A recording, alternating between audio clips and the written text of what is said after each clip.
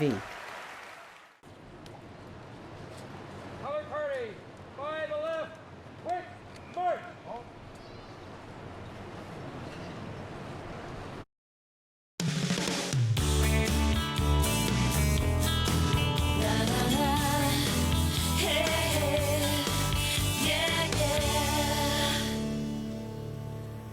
Hi, welcome to Daytime Ottawa here on Rogers TV on this Remembrance Day, and I hope, like myself, all of you at home, just take a moment to remember those that have sacrificed such a great deal for us here in Canada. We are so grateful for all of your service, whether you've served before in the past or you're serving today.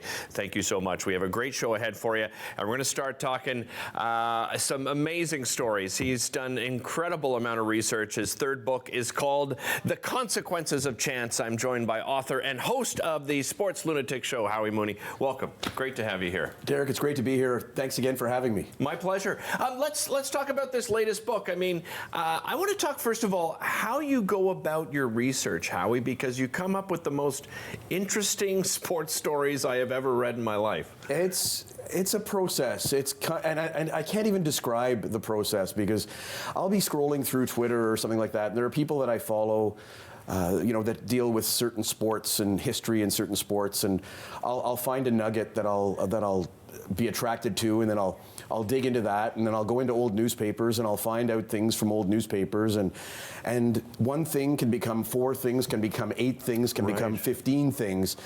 And all of a sudden, I've got 8,000 words on something that was a tweet. Right. That's kind of how things go, and pretty much for the most part, it's just starts out with a little nugget, and then I'll go from there, and it branches out, and it turns into a giant story.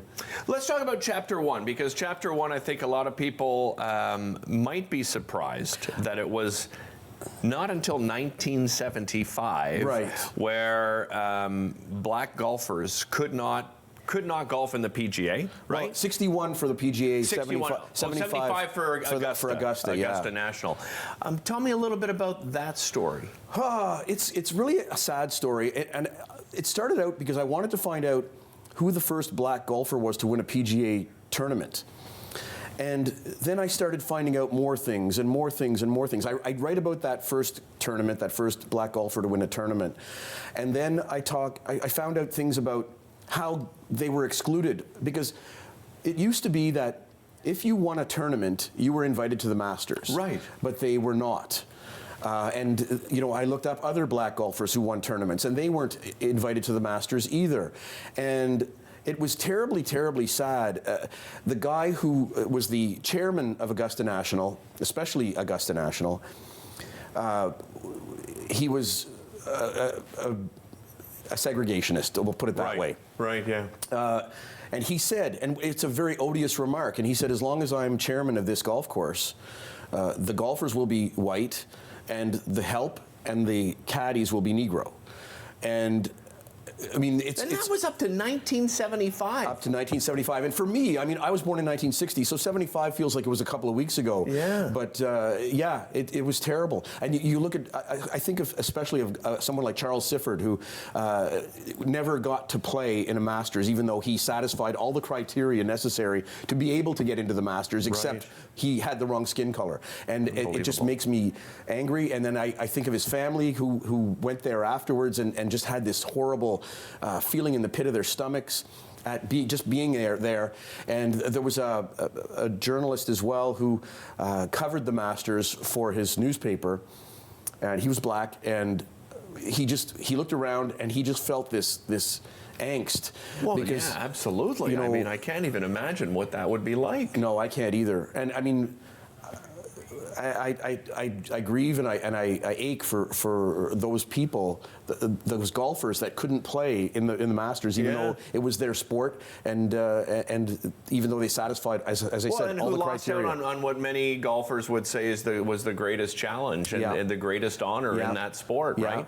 Being able to play in the Masters. And finally, Lee Elder was able to play in 1975, and today we see a great deal of diversity on the PGA Tour, but it took a lot of time and suffering for golfers, for black golfers, and for golfers of color to be able to get into the PGA and two the Masters. Let's stick in the year 1975 and something closer to home, where a lot of people may not realize that there was a group here in Ottawa that tried to bring a WHA franchise here, right? Yes, there was. They were called the what was it? Oh, the Founders Club.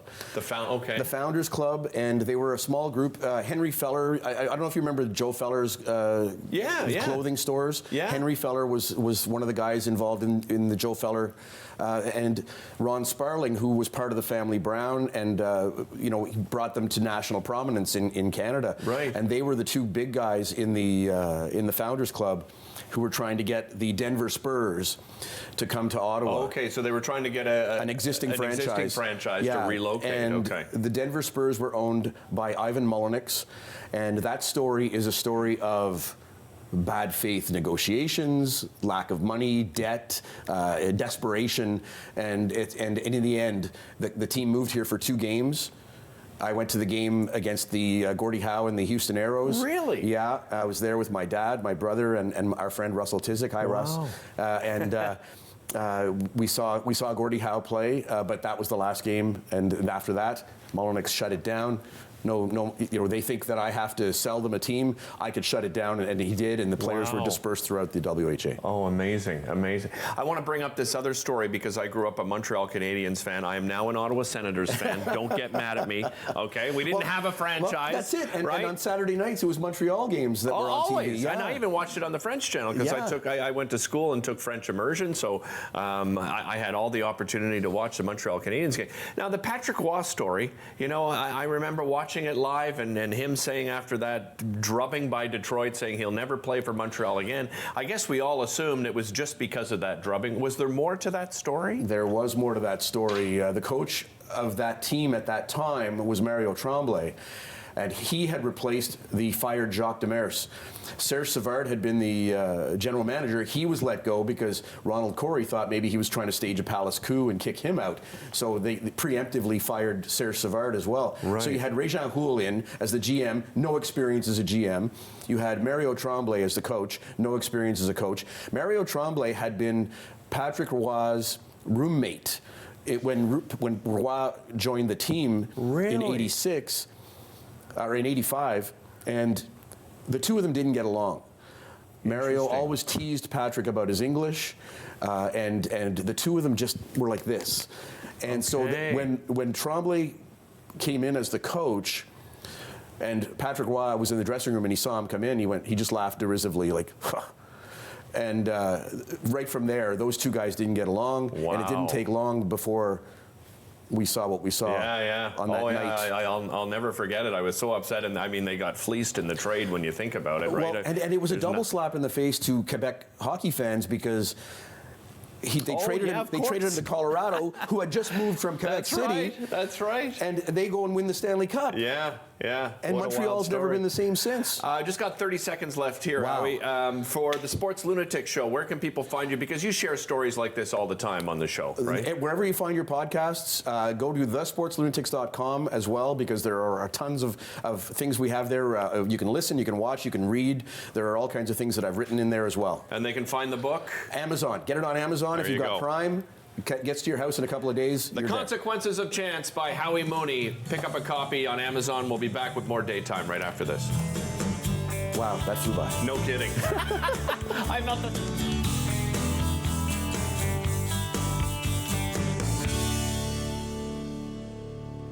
You're watching an interesting local show on Rogers TV and you want to know more. That's when you head to RogersTV.com. Our website provides more information about our programs, our hosts, our schedule, and about how you too can get involved with Rogers TV. Visit us online at RogersTV.com.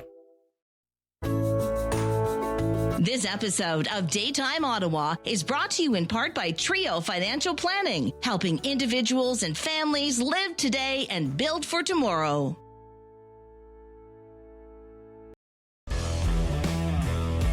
Branton Renovation is pleased to support this episode of Daytime Ottawa. Branton Renovations, Ottawa's award-winning renovations team. Kids these days, people say we lack initiative. And technology, that we're all addicted. Kids these days, we hear that we only care about ourselves. Apparently, we're lazy. And don't seem to have any sense of independence. Actually, kids these days are facing a lot. Because the world has changed, and so have our health issues. Kids these days, we could really use your help. Join CHIO in our biggest fundraising campaign ever to transform pediatric care. This episode of Daytime Ottawa is brought to you in part by Dustin Design and Drafting, your first step toward building your dream project with a team approach.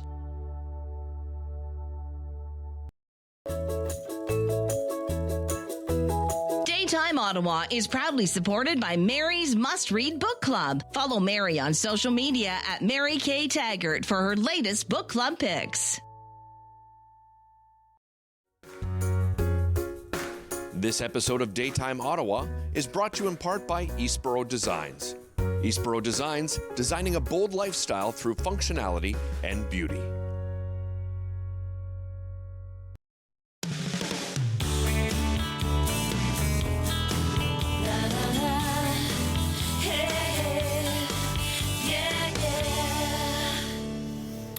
Welcome back to the show. Many of you probably have your workplace campaigns going on right now to raise funds for United Way East Ontario, and of course helping so many different organizations and individuals and communities right across Eastern Ontario. Here to talk more about that, I'm joined by the Vice President of Resource Development with United Way East Ontario, Mark Taylor. Mark, welcome. Great to see you again. Thank you. We were just reminiscing. You know, you've been in this role for 5 years now, and let's talk about that. How did you come by this role, Mark?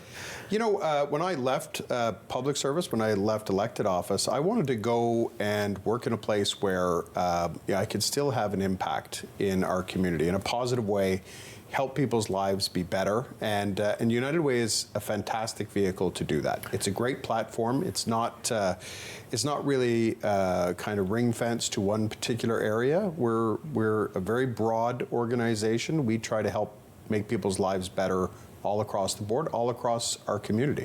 You and I were also reminiscing about, the 2 years of the pandemic. How did that affect things at the United Way at that time? Yeah, well, I mean, inside, like most organizations, we had to find a new way of working. Of course, with our mission in the community, that just got amplified incredibly. The need rose just exponentially. Yeah. Fortunately, there were so many people in our community, both individuals and organizations, that generously came forward, supported that need. And United Way was able to play a really integral role convening, bringing together a lot of the other organizations and providers, government and private sector as well, to help ensure everybody was making best use of the resources that we had, that we were lifting people. We call it the greatest need, the greatest impact, making sure that all of our efforts, our collective efforts, went to helping as many people as possible. Yeah. So how do you manage to have that great impact that you have at the United Way? Yeah, thanks. It's a bit of a secret sauce type of thing. I mean, what we do is really work with so many partners across our community, across Ottawa, Lanark, Prescott, Russell, and Renfrew. So that's obviously organizations in the social sector, in the people helping business, but it's also governments, it's also private sector, it's also employers, and there are more and more organizations, companies today who want to see their employees get involved in some way in lifting up the community around them, the community that they serve. So that's really what we do. Bring people together, marshal all those resources, and then invest them, whether it's time, energy, money, into places that are really going to improve the outcomes for life in the community. I mentioned off the top those workplace campaigns are going on right now. Let's talk about the importance of that, and if perhaps there's a business watching right now and they're, oh my goodness, we don't have this in place right now. People can always get on board, right, Mark? Absolutely.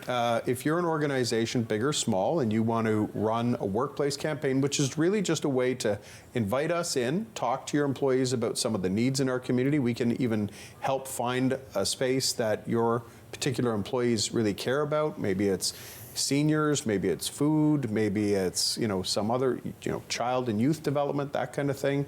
We can help kind of focus on the kinds of things that you want to lift up, and then offer you an opportunity for folks to give from their paychecks to support and create engagement opportunities, right? Ways for you to roll up your sleeves and come out and do things that can actually put you in a place where you're seeing the impact that you're having. Well, and that's a great opportunity. We've done it here at Rogers many times, is that volunteer day, right? Yep. Where you can go and volunteer, and what a great team building exercise to do with your group, right? It is, absolutely. And you know, that's one of the ways that folks can support. Of course, we're coming into the holiday season. Yeah. Giving Tuesday is coming up, December 3rd. That's a great way as well for folks, you know, perhaps you don't have a workplace campaign, but you can always learn more at our website about the work that we're doing or on our socials.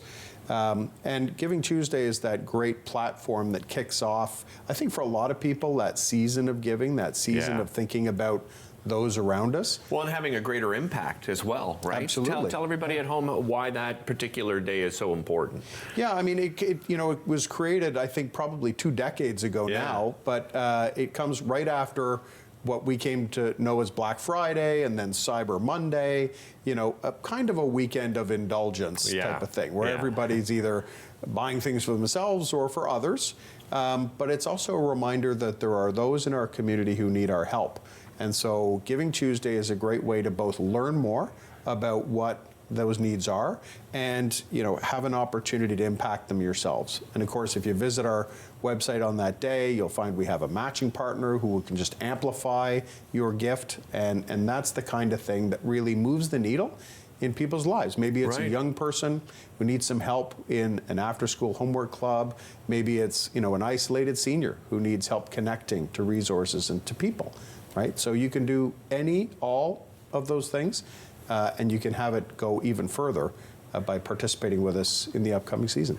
You mentioned you can designate. Let's just go back to that for a moment for people that may not understand what exactly that means, Mark.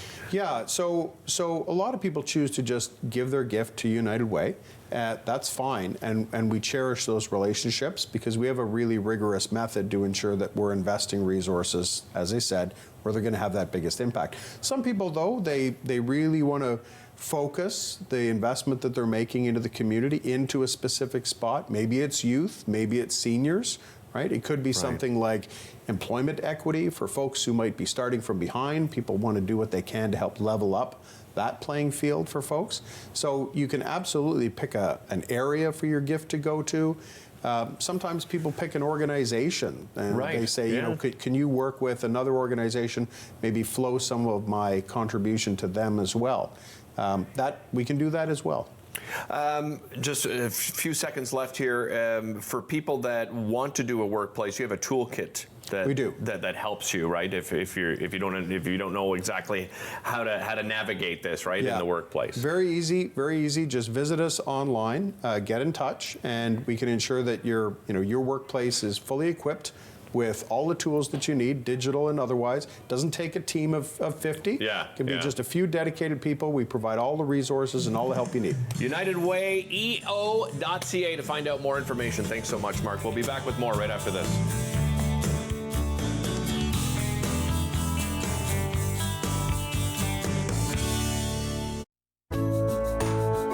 This episode of Daytime Ottawa is brought to you in part by Trio Financial Planning, helping individuals and families live today and build for tomorrow.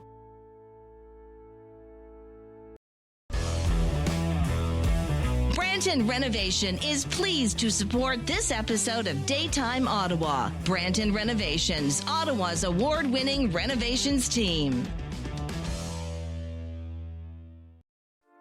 En ce jour de souvenir, nous honorons les hommes et femmes en uniforme, passés et présents, qui ont défendu et continuent de défendre nos valeurs ici et ailleurs. Des valeurs qui nous unissent en tant que Canadiens, paix, liberté et la démocratie. On this Remembrance Day, we honor the men and women in uniform, past and present, who have defended and continue to defend our values here at home and abroad. Values that unite us as Canadians, peace, freedom, and democracy. Nous nous souviendrons, lest we forget.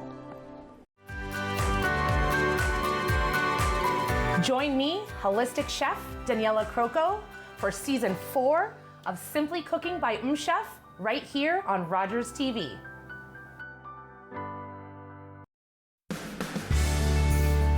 This episode of Daytime Ottawa is brought to you in part by Dustin Design and Drafting, your first step toward building your dream project with a team approach.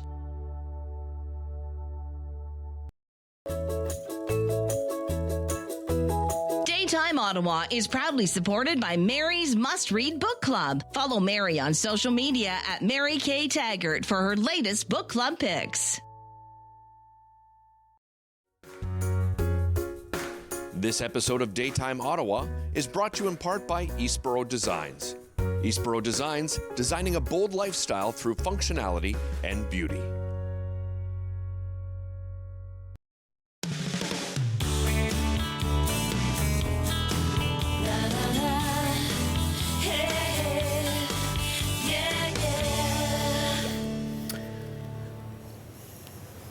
Welcome back to Daytime Ottawa. Remembrance Day is a great time to actually talk about tulips. And you're probably going, Derek, what are you talking about? The Tulip Festival isn't until May. Well, because there is a great connection between the Tulip Festival and remembering those who have sacrificed so much. Jo Riding is the Executive Director of the Canadian Tulip Festival. She joins me. How are you, Jo? I'm great. Thanks for having me, Derek. Let's talk about that importance. So why the importance of talking tulips on Remembrance Day? 100%. And I'm so glad you had me here on such a special day, because what the poppy is to World War I and the fall, tulips are to World War II and the spring. And the reason Ottawa has so many tulips is because of the efforts of our Canadian soldiers during the liberation of the Netherlands. And as of next year, that's 80 years since we've liberated the Netherlands, and that friendship has continued.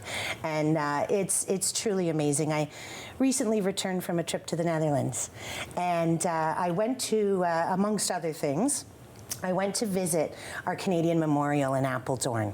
And we have one here. He's called the Man with Two Hats. Yeah. And he faces Apeldoorn across Dow's Lake at Commissioner's Park, where the festival is. And the one in Apeldoorn faces Ottawa. So I had to go visit him. And when I went to visit, I couldn't get over the amount of flowers that are laid at the feet of the Man with Two Hats. And this is not a special day. This is every day. Right. They don't forget. And when just after that picture was taken, I met a 95-year-old man who was overwhelmed that he had met a Canadian that he could thank in person for liberating his village. Yeah, wow. Really moving. No kidding. Yeah, that's absolutely. Emotional just hearing that. It is. It gives you goosebumps. And I mean, that day was full of excitement. I had met with Princess Margriet. What was that like? It was amazing. Yeah. We had the pleasure of meeting Princess Margriet and her husband in 2022. She said, if you're ever in the Netherlands, look me up. I said, okay. So we were able to spend, oh my gosh, just over an hour together chatting. We did extend the invitation to Her Highness to join us for next May, 9 to 19. Right. And also to bring our greetings from the Embassy of Canada, as well as the Dutch Embassy here. So the invitation has been laid out, but she's a lovely woman and still thinks of Ottawa very fondly. She tells everyone she was born in Canada. So still, again, very powerful connection. And then on that same day, I went to the World Tulip Summit Awards, and our festival was honored with our commemoration award. So what is that? Commemorating what exactly? Well, for the last, oh my gosh, 6 years, we've really been focused on rerouting the festival into the meaning behind the tulips. Right. So in 22, we held ghost tours, Ghosts of the Glebe, about real boys from the neighborhood that went to fight in the battles and didn't make it home. Right. 23, we were celebrating with the Naval Reserve. We did the Battle of the Atlantic. I remember that. Yeah, that was exciting. Yeah. And this past year, just this last May, we were celebrating 100 years of the Canadian Air Force. So we actually adapted memoirs from our honored veteran, Ron Shorty Moyes. Such a charmer. Oh, and we told the story amazing. of Operation Manna, which was the largest humanitarian effort of the war. I still meet people at the festival who received that gift of food. Really? Yes, from us, the Canadians, as well as, of course, Australia and the UK, because we were working as an allied force. But incredible stories, and really wonderful to have our festival recognized as a really important commemoration, and that the work we're doing, educating and entertaining people, it's working. Yeah, and you know, I just want to give you a shout out here, Joe, because I don't think people realize, you know, some of the challenges that you've had to deal with in continuing this important festival. And, you know, just the way people listening right now probably are surprised at how important this festival really is. Joe, what have been some of those challenges? Absolutely.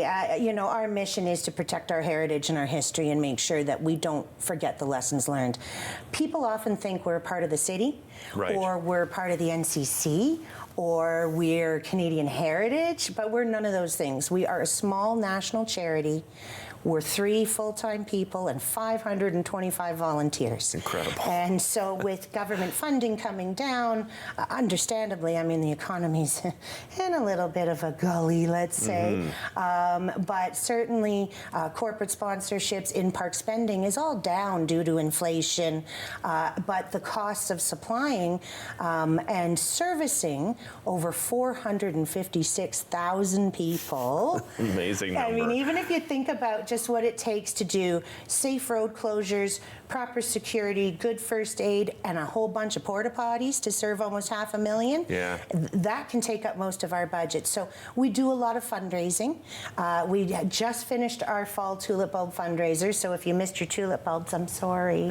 But we are launching a new fundraiser today, which is why I have my actual hoodie here. This is a great story because yourself and you know, members of the team and volunteers, you wear these. That's right. Right? And everybody always asks you, can I buy one of these? And you've always had to say well, no, they're for right? staff, yeah. Yes. But as of today, we have launched our limited edition staff hoodies. Proceeds do go towards the Canadian Tulip Legacy, nationally registered charity that ensures the festival remains free. And right. this is actually my hoodie, so you'll pardon me if it's not totally clean. But I've actually had people in the park try to buy it off my back. Oh yeah, they've put in offers. Yes, you've got like bidding wars. Yes. On your hoodie. Yes. So we have set them up for sale. Now, of course, you know, they are a sublimation print, so it's a very fancy hoodie, right. high quality. But visit tulipfestival.ca and you can purchase your own, and it will arrive in time for Christmas. And as you mentioned a little bit earlier, 80 years since the liberation of the Netherlands in 2025. So I imagine that is going to be a big, big part of that celebration coming up in 2025. It is. And we're partnering with the Canadian Army. We also work very closely with Veterans Affairs Canada. And Excellent. So we're looking at hosting the very last remaining Second World War veterans. That's somewhere around 30 to 40 veterans that we'll be able to have be special. at our opening ceremony. So, Joe, thank you so much for this. Thank you really so appreciate it. Tulipfestival.ca to get that hoodie, as she mentioned. We'll be back with more right after this. Awesome, Joe. Thank you. Thank you.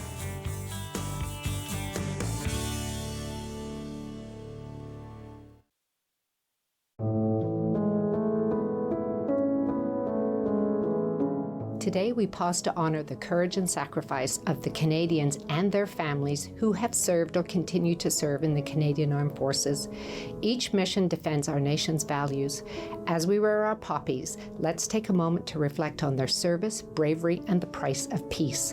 I hope you will join me in remembering all those past and present who offered their life in service of Canada, lest we forget.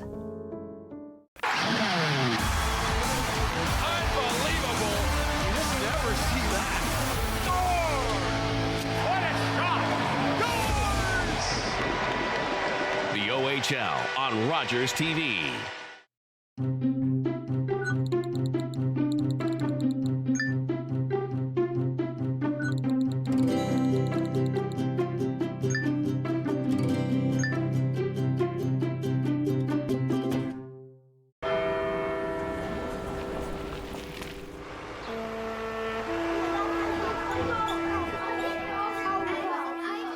On the 11th hour of the 11th day of the 11th month, we encourage Canadians to pause and remember all that veterans have sacrificed for us, lest we forget.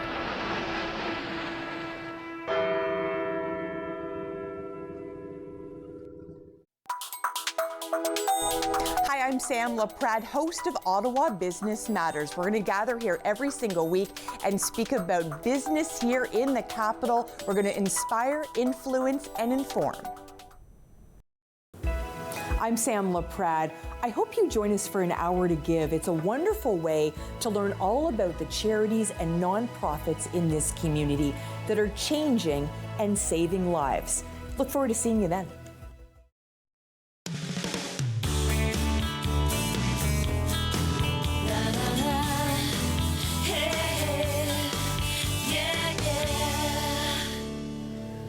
Welcome back to the show. Her book is called Labyrinth of Dreams, and let me just give you the teaser here.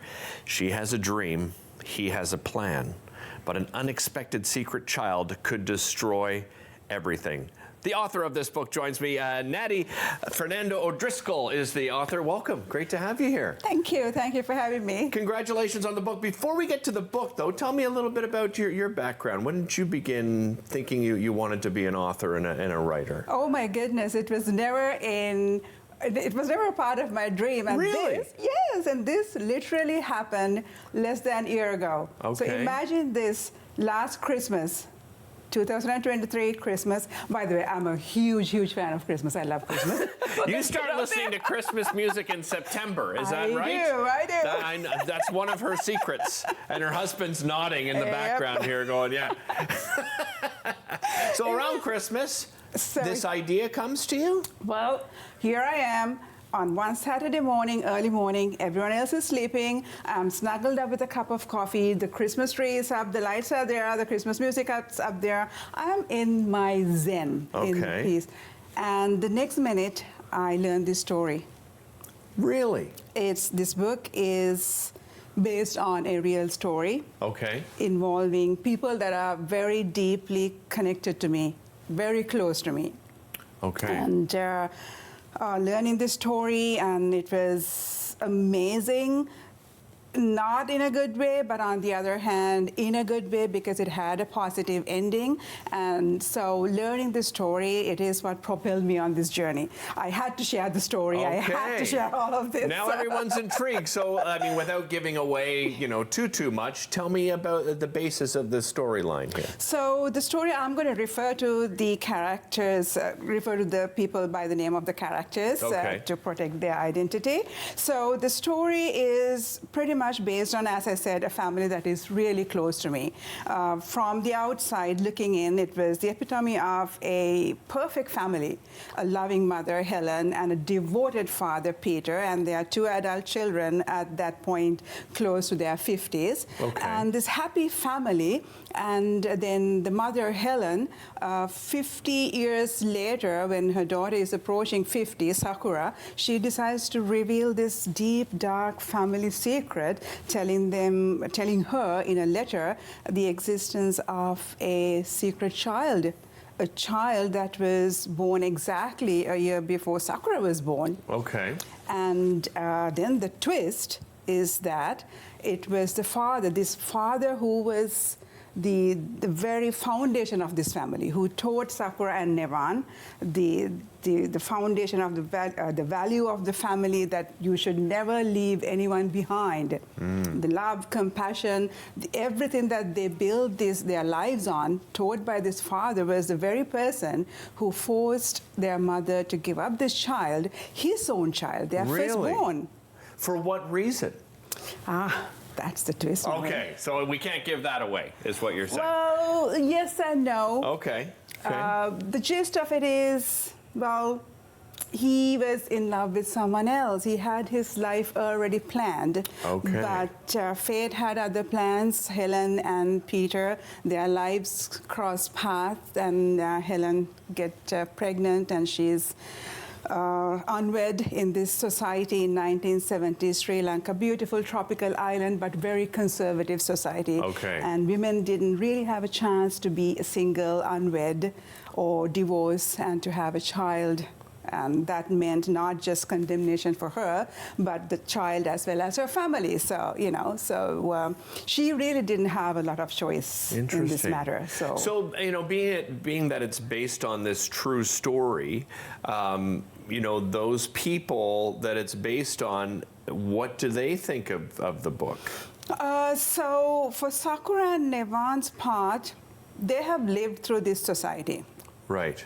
And for them, finding this, their sister that was given up for adoption, that was something that they had to do. Right. But they were fully on board with telling this story for, because they want to expose these social issues, the underlying social issues that to this date, that still victimize a lot of people. Like on one hand, like we in South Asia, we have women who are in positions of power, leading the world. Like, and you have doctors, engineers, you name it, anywhere, right? But on the other hand, on very fundamental level, you still have women that are still struggling, because there are all these archaic norms and expectations, unfair expectations. And then the main part was the ugly truth about a society that still stands to victimize a child simply because she or he is adopted, the stigma around adoption. Right. You know, you're re-victimizing someone that's already a victim of your parents. So for them, they were fully on board with telling this story. On one part, it was to try and understand why Helen and Peter did what they did. You know, they're human at the end. Yeah, absolutely. You also, when you sent me, you know, the information about the interview, and I asked you to share some discussion points, you said this book has become a mission for you. A mission to do what exactly? To explore the human cost of these archaic social norms. You know, often these biases, social biases and norms, I find they masquerade as cultural values. They get embedded in the culture, so we are so proud of our culture and we are so proud of upholding those values. But you got to question, are they really values if you are victimizing human beings? Well said. Right? Yeah. And then when it came to the point of facing this ugly truth about adoption stigma. Right. So all these experiences that I have had in my life, my friends who have gone through the process of being victimized. Like I can think of a friend who was abused as a child. And she rose above that trauma only to be dehumanized by her then husband when he called her damaged goods. Where does it come from? Natty, now that you've intrigued every single person about the book, where can they pick up a copy? So right now it is available on Amazon, and we'll be distributing them on major bookstores like Indigo pretty soon. Wonderful. And then I have books with me as well. Excellent. Thank you so much. We'll be back with more right after this.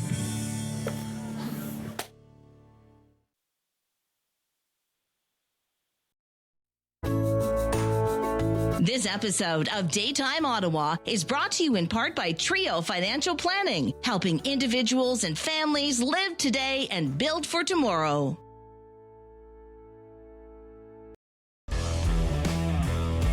Branton Renovation is pleased to support this episode of Daytime Ottawa. Branton Renovations, Ottawa's award-winning renovations team. For me, the end was just the beginning.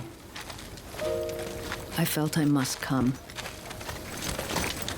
If I did not come at once, it would be too late. And these places that are watered with the best blood of Canada might only be names and memories.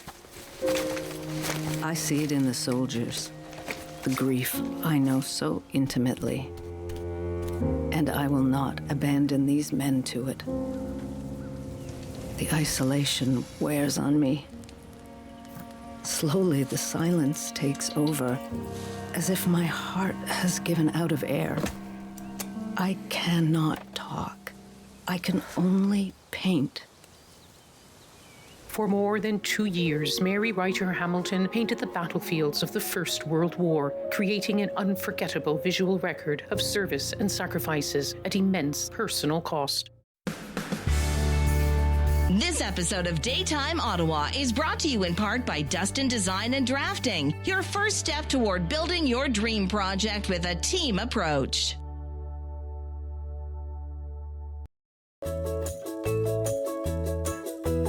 Daytime Ottawa is proudly supported by Mary's Must Read Book Club. Follow Mary on social media at Mary K. Taggart for her latest book club picks.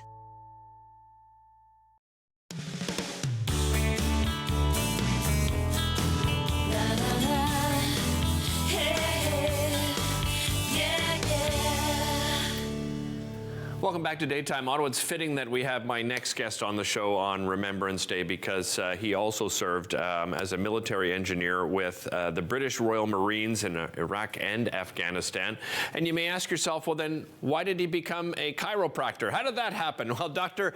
Craig Heidenson is the principal chiropractor at Loving Life Chiropractor. Welcome. Great to have you here. And thank you. I mean, you brought along some of your medals here, and I just wanted, yeah. Well, I wanted to talk a little bit about your service, and you were very honest with me just a moment ago and said that this had an incredible impact on your life, your service, right? Yeah, it did. Yeah, I mean, I was in 3 war zones in 15 years. The last 2 were the Royal Marine Commandos, as you mentioned. Afghanistan for the war, 2002. First went in 2003 for the war in Iraq, and I lost a few friends there. And a lot of guys that were working for me.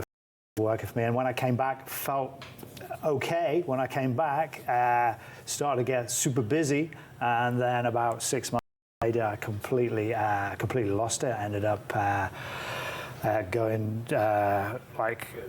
under medical care for a couple of weeks without, I had no choice. Right. And it took me about 8 to 10 years to get out of that abyss. I actually even wrote a book. It's not the purpose of today's show, but I wrote a book on, actually, funnily enough, the healthy measures that I took to get out of the abyss. I met my wife in Plymouth in England when I was serving with the Marines, and she was a chiropractor. And really? I said, I was an engineer. So I see how this may have connected then. Yeah, exactly. So she said, I'm a chiropractor. And I said, oh yeah, bad necks, bad backs is a waste of time. Because my stepfather was a builder. And I was quite arrogant and quite ignorant. I was like, yeah, well, actually, I was 30. I had no excuse, but I was arrogant and ignorant. I was going to say I was 21, but that was earlier. And she said, no, you don't understand. I help improve nerve system function. It means I help children come off of asthma inhalers. I help older people with learning disabilities. I help all sorts of stuff. She actually had a foster mum that would bring her babies that had been born addicted to drugs and alcohol, because the foster mum found that they were like really hyper, because obviously the whole nerve system's messed up, and just by very gentle adjustments, and for a baby it's just a tiny vibration, and the foster mum found that it really calmed the baby down. And then part of my recovery, like years later, I was taking very regular chiropractic care, but not just that. I was doing exercise, I was doing eating the right stuff, and like obviously doing the work to work out what was best for me. Good mental attitude, so things like meditation and prayer, really important. And rest, which actually is huge. I don't believe how huge it is. Really? But, getting 8 hours sleep can reverse a lot of mental health issues. Not using things like alcohol. I'd used far too much of that as a young man, and that 100% affected me a great deal. But yeah, so and you've come to be as well. Yeah, there you go. And you've come to be what you term as the migraine whisperer. Tell me about that. Thank you. Yeah, so I met my wife. She talked about all these things. I was very black and white because I was an engineer and very skeptical. I took up chiropractic care. And after about a year, I was a different guy. My energy levels were through the roof. I wasn't getting all the coughs and colds. I would get about 8 to 10 coughs or colds a year. Really? But now I can count on 2 hands the amount of coughs and colds I've had in the last 20 years. Now, again, this is just one man's experience. Okay? As I am a registered chiropractor, I'm not making any crazy claims. This is my experience. Yes. It's different for different people. It's very individual to each person, for sure. But one thing that is an individual that I realized, I went to a workshop. My wife made me go to this workshop when I first found out about chiropractic care and made those ignorant statements. And at the end of the workshop, I was like, this stuff makes sense. I was an engineer. It all kind of clicked into place. I'm going to become a chiropractor. So fast forward 12 years. here we are in Canada. My wife's French-Canadian, so we're back here in Canada. I retrained in Buffalo, qualified as a chiropractor, and I actually retrained at the age of 44. Okay. Because I was so inspired by what I was seeing. Like, we had lots of people in our office whose migraines, but not just migraines, all sorts of things. People say that chiropractic care isn't a cure for anything.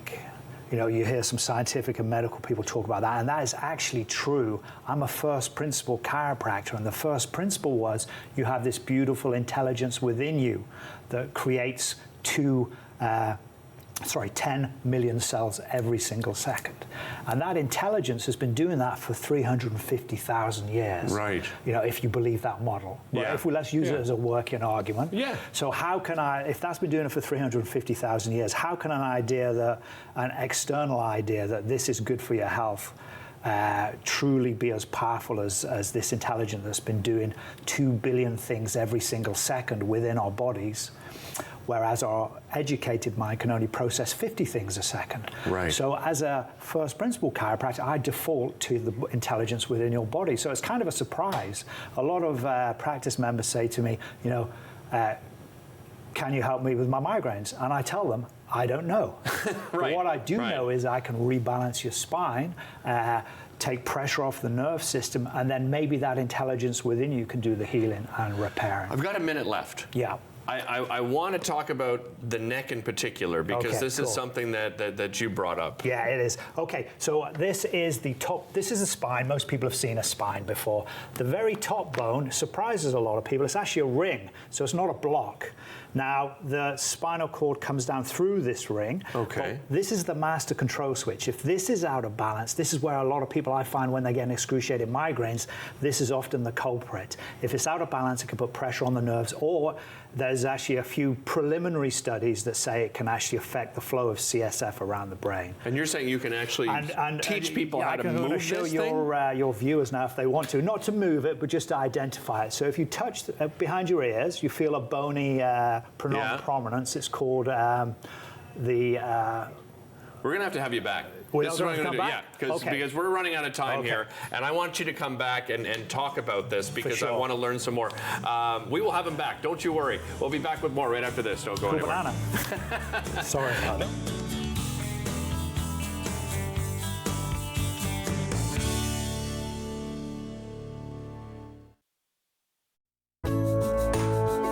This episode of Daytime Ottawa is brought to you in part by Trio Financial Planning, helping individuals and families live today and build for tomorrow.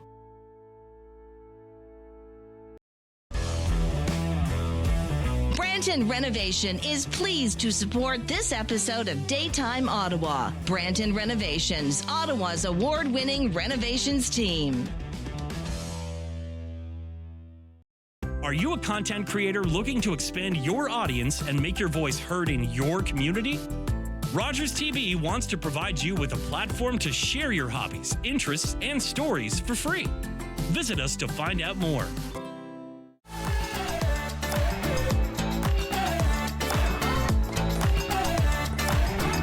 With clubs, leagues, and courts in every province and territory across Canada, squash is the sport for wall-to-wall fun, fitness, and friendship.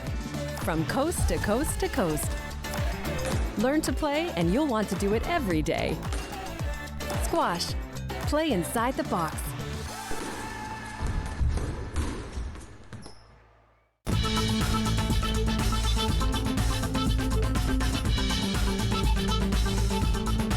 Watch Podium exclusively on Rogers TV.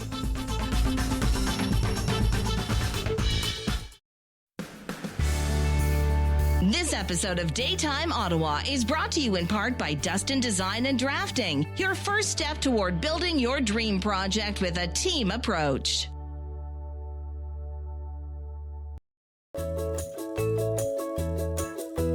Daytime Ottawa is proudly supported by Mary's Must Read Book Club. Follow Mary on social media at Mary K. Taggart for her latest book club picks.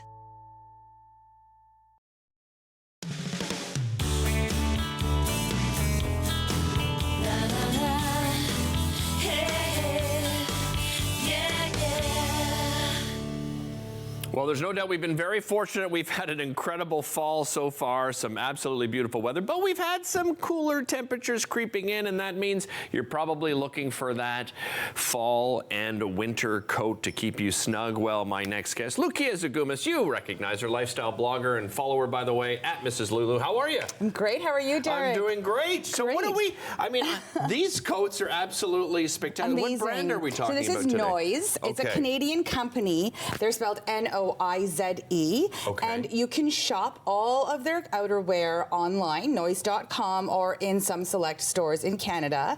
And their mission is to create beautiful and stylish and comfortable outerwear that is also sustainable and cruelty-free. So everything you see is made with vegan materials and faux furs. So you really feel good about shopping this brand and all their outerwear as well.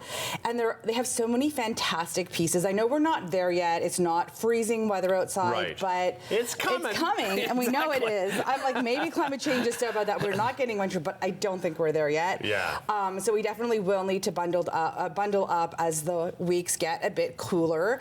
And living in Canada, outerwear is such a big part of our everyday life. Whereas in some places you might just need one coat to get you through the winter. Right. But I feel that outerwear is such like a personal style too. You can wear different jackets for when you're doing outdoor activities, skiing. If you want to be stylish, just to wear a cute coat going out for dinner, or something lighter for the work days as well. No, right? I agree. Like I have so many coats now. Like and I'm probably not alone. Viewers out there. Absolutely. And what I'm noticing too, it's not just for adults that we're talking about here, because you brought on. Well, you can get for you teenagers can wear this. I know my niece, who's in grade 9, loves this little coat. And this is their bomber jacket.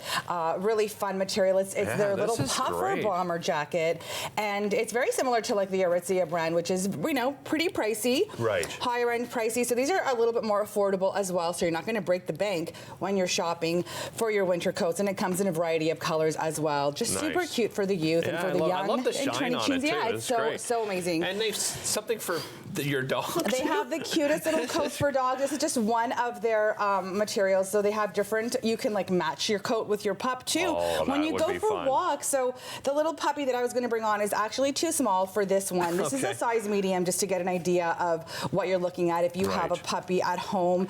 They also give like full instructions on their website as well, so that'll help you determine. Too. Of course they do. That. And you know, you want to like take them for a little walk and keep them warm with it. Sometimes they don't love wearing them, but you know, once they get used to it, they'll probably feel better about they do get used to warm. it. Let's talk about some of the products. So I did bring you a coat. All right, I'm going to throw this one on as you chat. So this is going to keep you warm over the winter months. This is gorgeous. It's a great fit. It's beautiful. It's stylish. Of course, it's faux fur on the hood. It looks so good on you. Thank you. Look at that. I feel Amazing. like I should do a little catwalk action now. And you got to pop the hood up as well. Yeah. So here we go. Here, help me out. So when you've got the faux fur, isn't that so nice? Amazing. And you know you feel good about it because it is cruelty-free and faux fur and vegan materials. Yeah, and I love the inside. Exactly. Here. It's so nice many and different soft. pockets. You can even like do a shoot outside in the winter now that you're dressed for it. And there's so many great pockets and the Velcro and the zippers and everything. Nice. So yeah, it's amazing. And then of course, as you said, right? You've got different colors as well that and are so this available. is their winter long jacket. So this is nice because it actually goes longer than mid-length. So you're kept warm. Like if you're on skating on the canal this winter, or just enjoying your nice long walks. And this winter coat with a faux fur trim comes in a variety of colors as well, and it will keep you warm. It's minus 30 Celsius. Wow. Very definitely nice. thick enough and warm let's talk enough. a little fashion. Look at this. Of course. Now this coat, this little is jacket, gorgeous. This is their faux fur, and it's so soft. If you could just feel it, it's incredible. And this I love for like putting on as you're heading out to dinner or to an event. There's so many events and galas coming up. Galas happening. This is the season. It's a stylish piece on its own. You almost don't want to take it off. You can just like wear it over your shoulders and just keep it on. It's great for the holidays too, right? It's perfect for the holidays. With you walk in and everyone will be like, woo! Like a little black dress and like your diamond earrings. It's just perfect. Absolutely. I love it. And then this one too, I love. This coat's called the GG. Oh, the GG. And it's got so many interesting little features. So the first thing that you notice is that it has an inner zipper here, so you can just keep that one zipped up. The faux leather here, which is so stylish. And then of course it zips up on the outer outer coat as Right. well, so you're like double warm in Yeah, the winter. And you just want to just unzip it a little bit while you're shopping in a mall. You can do that.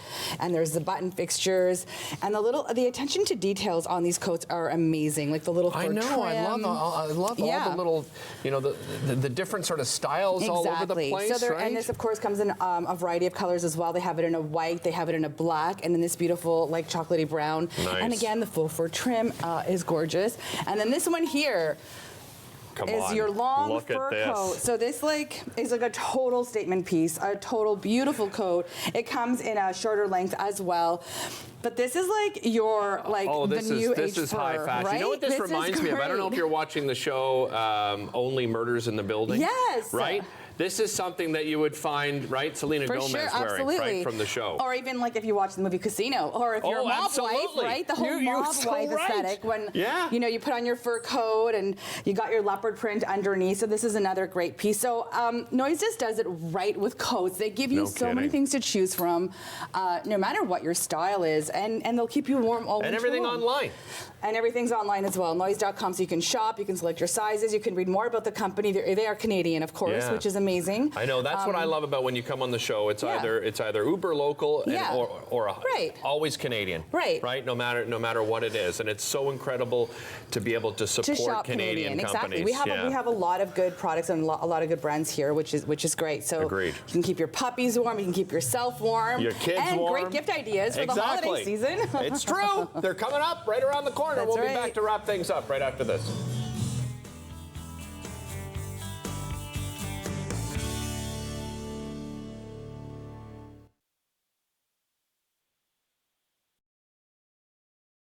We fought our way through Italy and then headed for Amsterdam, sweeping for Germans along the way.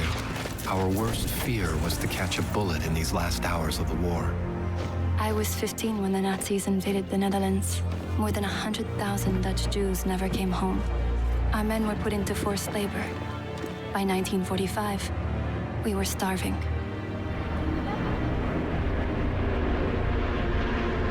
The food drops gave us hope. And then the Canadians came. Before Amsterdam, I couldn't have explained why we were there, all those years away from home, but the Dutch showed us why it mattered.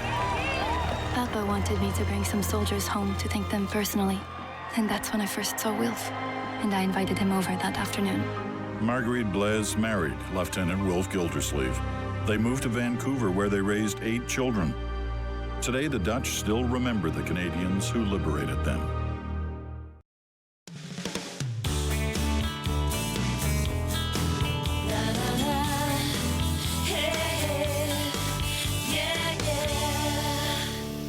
I had to try on the faux fur one. I just had to. This is so soft. This is absolutely beautiful. Oh my goodness. I might have to buy this one. My goodness.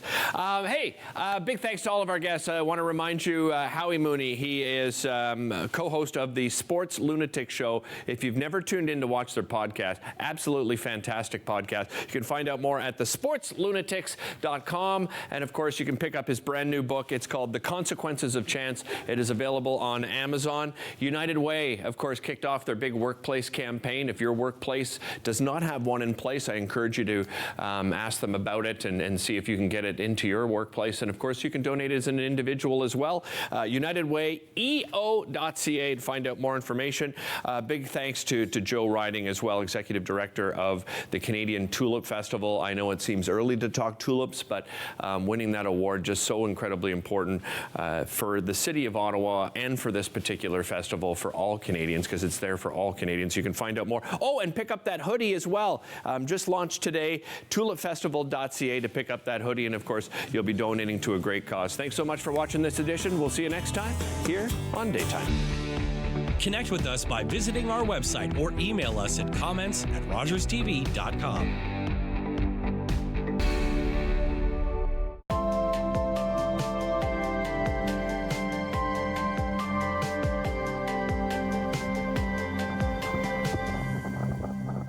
Hey everybody, my name is Karen. I'm here with my best friends Shane and Monique.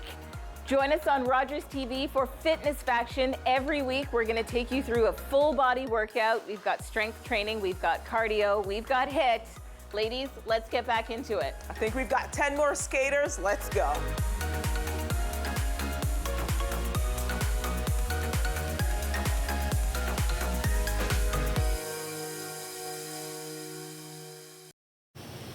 On the next Daytime Ottawa, chef and cookbook author Romain Avril joins me on the show. He's going to be talking about the different